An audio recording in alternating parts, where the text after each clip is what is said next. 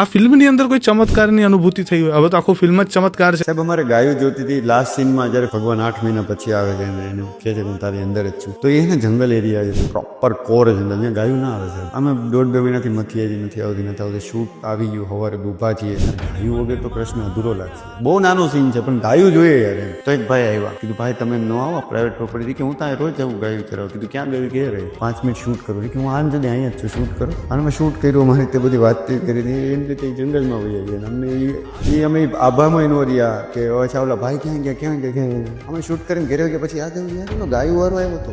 ના આખું મને પેલું આપણે મનમોહન હે માધવજી સોંગ છે, દ્વારકા માટે નીકળ્યા હતા, એ બી આખું હવે ખબર પડી કે ચમત્કાર જ હતું. કારણ કે બાઇક જે હતું એ સક્ષમ નહોતું, પણ એ ખબર નહીં કઈ રીતે બધું શૂટ થઈ ગયું સરસ. એટલે તમે કેવું કે તમે કંઈક વિચાર્યું હોય ને, દિમાગમાં વિચાર્યું હોય, પણ તમને ખબર નહીં કે ત્યાં જઈને એક્ઝિક્યુટ કઈ રીતે કરવાનું, પણ તમે ત્યાં પહોંચો ને એટલે એ વસ્તુ રેડી જ હોય તમારી આગળ.